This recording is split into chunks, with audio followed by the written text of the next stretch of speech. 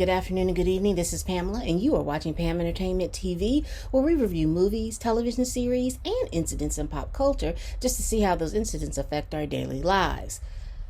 All right, y'all, we're going to keep it going. And in my efforts for consistency, I watched last week's episode of Queens. What was it? Episode 11, entitled I'm a Slave for You. I watched it last week, and I was going to combine it with this week's episode, but there was no this week's episode. So I'm going to have to give you last week's episode, though I don't really want to, only because it's going to be really, really short. That's why I wanted to combine it with the other episode. But I'll, in all of me being consistent and giving you what I say I'm going to give you, we're going to review that episode. So listen, we're going to go lady by lady, and let's talk about Jill. So as we came off last episode, the Nasty Girls were working on their record company and looking and trying to find new talent. So on this episode, Jill is working it's a Disney-like, what's the name of it? Nickelodeon type television show called Anna Cadabra. And the star Anna is giving us Britney Spears esque type situation. She's in a conservatorship with her mom, and I think she's like 21 or 22. She wants to break free of the conservatorship. So she's been doing a lot of antics on the show. So the girl's name is Anna. I don't know if Anna's her real name. I don't know what her real name is. I can't remember what that is, but I know it's not Anna, but I'm going to call her Anna because her show is Anna Cadabra. Anna's having a lot of antics on the show with her mom. Her mom is giving her Adderall to concentrate. She's receiving Adderall to concentrate. There's a whole lot of things going on. Jill sees this, but she sees that little Anna can sing. So, according to Anna, in order for her to break away from her mom and sleep or whatever, she decides to shoplift so she'll go to jail. How are you sleeping in jail? I don't think you sleep like that in jail, but she was desperate. That is what she wanted to do. So Jill bails her out of jail, and Anna tells the ladies about her conservatorship. Jill wants to sign her. Naomi is like, nah, I don't know if we need to sign her. She's a singer. And Jill makes a point. She says, if we're talking about appealing to a wider audience, this young girl has like 11 million followers on her Instagram and so many followers on her thing. She did a tour by herself and sold out stadiums as Anna Cadabra. What else this girl did? She's worth like $80 million.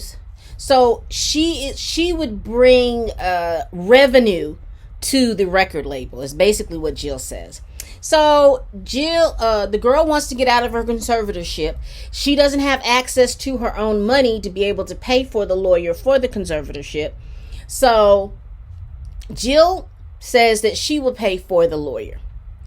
Jill pays for the lawyer. They go into court to see the judge. The mother wants to keep this conservatorship so much that she even mentioned, she had mentioned it to anybody, but because she was keeping it as an ace in the hole, that the girl tried to commit suicide. That almost affected, she tried to commit suicide some years ago. I think when she was 16, because she's 21 now. So Jill gets the mom, or talks to the mom. The mom talks to Anna, and they work it out. And so Anna is no longer under the conservatorship. If you let me tell it, she probably paid her mom 40 million of those dollars, and then she can go do what she want to do, which is fine. I mean, if mama can't do what she need to do with $40 million, mama is I don't know what's going on with that. So anyway, Jill is ready to sign, and the girl is supposed to sign to the label. When it came to coming into the label signing, she is like an hour late. She comes in, she's looking all melancholy, and Jill asks her what's wrong. She's like, well, I don't really like to disappoint people. And so she ends up telling her that when news got out that she was off her conservatorship, so Universal offered her $5 million, and apparently Universal was the one that was doing her show, Anna Cadabra. So I think it's like, didn't Universal, Nickelodeon, so it was a Nickelodeon-esque type show. They offered her $5 million to do one more album as Anna Cadabra, and then she has 2 albums to do, where she can do whatever what she wants. So Anna took that deal because Nasty Girl Records couldn't offer her a signing bonus or anything like that, or give her $5 million right off the bat for that. So she went on to Universal. She told Jill she would pay her back. Jill said, don't worry about it. Jill, get your money back, girl. Get your money back. So that was the end of that. Then we have Valeria. Valeria is really, really pushing to get a wider audience, because remember, they want to expand their record company in the sense that they hit a wider audience. And so Valeria she's doing her album, and I meant to say this too on this episode. Each member of Nasty Girls, except for Brianna, who's in Costa Rica, each girl in Nasty Girls is going to do their own solo album. And then they're trying to recruit other artists to be on the album so that it'll expand their roster, get them some money and all this other stuff. So Valeria is almost finished with her album. And Valeria really, really wants to do this Spanish rap song. I don't know what they call that. They call it something. Is it It's not reggaeton, is it? Anyway, y'all put that down in the comments. What it is, like, what's the name? Like Pitbull and all of them. What is their style of music called? Just put that down in the comments. But she wants to do an album like that, so she is hooking up with a very big artist in that genre of music. He wants her on his album. And she wants to be on there, and she wanted to speak Spanish, but he told her, no, I want you to speak English. Because basically what he was saying was, you present as a gringa, you present white as a white woman, and you can help us get into that market with the white folk because of the way you present and all of this other stuff. You're palatable to white people, and she didn't want that. She wants to be able to... She's very proud of who she is. She's Puerto Rican. She's very proud of who she is.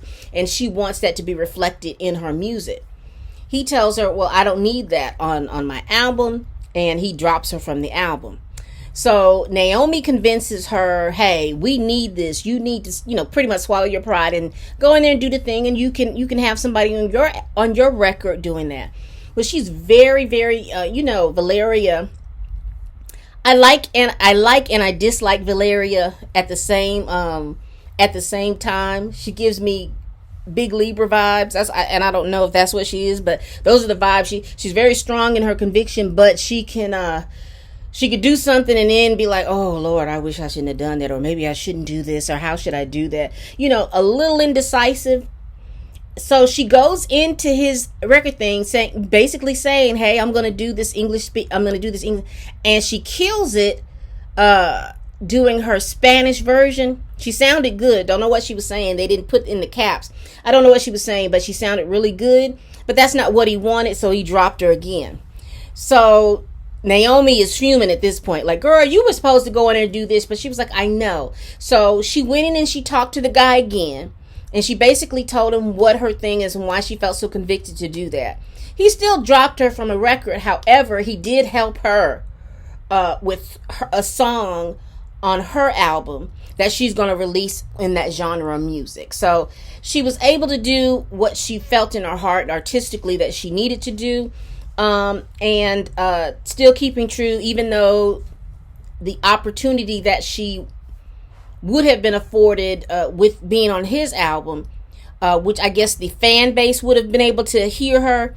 But now she's going to do it on her own. He's going to produce a record for her, and she's going to do it on her own. That's fine. So then we get to Naomi. We don't see Remy Ma on this episode. Remy Ma is not on this episode. But we do see Naomi. Naomi gets a call from Hellman. And they tell her that they ain't seen JoJo in 2 months.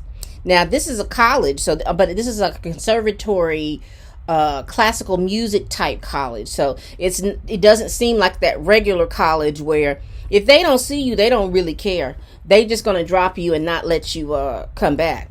But this college, I guess because it is so small, they do have the ability to call and let you know that they hadn't seen the child, and they probably was concerned because she was supposed to come in and they ain't seen her. And I'm not sure. She was living with Naomi. I'm not sure if she was living at the college. I don't think she was. Regardless, she hadn't been there in 2 months. Eric and Naomi are hot, pissed, fire mad because this girl had a scholarship to this college. And she did all this stuff to get this scholarship to this college and then to turn around and then not go. They hot, pissed, mad as they should be. She tells them that she's been hanging around with a group of guys, a group of kids, and they've been doing hip hop and all this other stuff. And that's what her heart says that she wants to do. Naomi's like, no, you work too hard to get into this school. You know you like to do this music, and it would be a shame for you to mess it up. So Naomi was putting her foot down like, nah, you going to this school. Eric was like a deer in the headlights, and Naomi got mad at him because she's like, you're supposed to back me up. And he's like, well, you just basically take over everything, and I'm new to this. I'm trying to listen to both sides and then come to a thing, not just, oh, you're just not going to do it, period. She's like, well, we need to have a united front. And he's like, fine. He says, fine, we could do that. Well, JoJo. I'm not sure I understand. Oh, Lord. Now, see, when you want to talk to that thing over here, the little Apple products, and you ask something, it tells you it can't do that. But when you're not talking to it, it just pops up like it's talking to you. It wants to talk to you. Anyway. JoJo is a daddy's girl, so she convinces her dad to let her do a track. And he's like, well, this is just I'm going to treat you like an artist, but this is just for me to see whether or not that you can do this. So she goes in the booth. She does a really good job. But I'm going to need queens to allow these women to have, whoever's writing the music is doing a wonderful job. Do not mishear me. But I think whoever's writing the music also needs to have the people to have different styles. Everybody seems to have the same kind of style when they're rapping. And with JoJo being a younger generation rapper, I would have loved for her to have that type of style, to rap in that type of style. Anyway, that's just a me thing. So he says, well, we'll present this to your mom and then we'll make a decision. Well, JoJo, a little smart tail, when her father's not looking, she presses the button and then gets it put on SoundCloud. He don't know she's done it. Fast forward a couple of days, with all this mess between Jill and Valeria, Naomi was like, well, dog, I got to go back to SoundCloud and listen to these new rappers. She goes through and she hears JoJo's track, and she's like, wow, she needs a little bit more. She needs some more help. But she was like, dog, looking in the comments, who is this? Somebody, oh, she cute, but she can't rap. Girls can't rap and all this other stuff. And she listened to it, and she's just rocking out. Then she realizes it's JoJo. Then as that mom kicks in and she gets mortified by the comments about these grown men, which does happen. These grown men telling these girls, and this, oh, you need to, she need bigger tits. She needs all this other stuff, which has happened. And again, me coming off topic, this is what has happened in rap with women rappers. Because after Queen Latifah, Money Love, MC Lyte, Salt and Pepper, and all of them, when Lil Kim, Eve, this is around the time, like Missy Elliott, Da Brat, and all of them came out, especially with like Eve, Lil Kim, and Foxy Brown. They trapped the women in these, like they were in these crews. So you had Eve over here in the Rough Riders. You had Lil Kim over here with the Diddy and all of them, and you had Foxy Brown with somebody else crew. I don't remember the names of the crews, child. But they made it so that there had to be, in all the crews, there was just one woman. And she had to be the desired woman out of the crew. So that's when everything became overly sexualized. Lil Kim could spit, she could rap, but then almost you heard that on the tracks, especially when she was on tracks with other people. Then all of a sudden, everything had to be about how sexually desirable she was and how she had to be sexually desired. And that's why the transition of her from the Lil Kim we knew, who was a pretty little brown girl, turned into the Lil Kim we have now, little brown Asian girl. And the same thing with Foxy, and the same thing with Eve, because Eve was the one that came out like, I was a stripper and I did all of this and stuff like that, which is Cardi B-esque. Nicki Minaj came out pretty much following the footsteps of Lil Kim, with being just really overly sexual and stuff like that. Can she spit? Yes, she can. But y'all just won't listen to them spitting stuff that has nothing to do with sex. And that's just point, and that's just on real. You can check out the album sales. You can check out the sales of their singles. When they spit some conscious stuff or just real life stuff, you don't pay attention to it. I heard someone say something on the level of, when you go to the club, if you play a rap song, and if it's not calling somebody a bitch, a hoe, or being very degrading or anything, but the women would not go out and dance to it. But if it's doing all that, calling you a bitch, calling you a hoe, making you bounce and asking you to slap it and clap it and tap it and do whatever, they said the floor the dance floor just goes floom. Everybody is out there. So, don't know. I'm not trying to be I'm not trying to be a generalist, but generationalist. That's what I'm trying to say. But in my day, we were the same way, honey. If a Luke song came on, honey, we was popping that coochie and doing doo-doo brown and all that kind of stuff like that. So, I mean, I understand it. It happens in every generation. However, I think there's room for those types of rap songs plus other types of rap songs. Okay, off my soapbox. So anyway, basically with this Naomi and JoJo story, she gives JoJo an opportunity to go to school. She wants JoJo to go to school, and she wants JoJo to pursue her rap career. So she signs her to Nasty Girl Records after the fiasco with Anna. And that's basically it of the show. So that's one of the reasons why I wanted to kind of wrap it up into what was supposed to have been this week's episode. But they didn't show this week's episode. So I'm giving you what I got. Please like and comment. What did y'all think of the show? I know it's a week behind, but what did y'all think about it? I'm interested for Remy Ma to come back. To tell you the truth, quiet as it's kept. I really enjoyed her. I really do think that she could be a good asset to the show, because they're going to need, because between Naomi and Jill and Valeria, they need a different type of storyline. Brianna brought a different type of storyline with her having children. So Remy Ma, with her husband dying, well, first her husband being sick, then her husband dying, and then all of that other stuff that went on there. I think they need to bring something. They need to bring something else, and I think if they can craft a good storyline behind Remy Ma, I think that would be great. So tell me what you thought of the show. Please like, comment, and subscribe.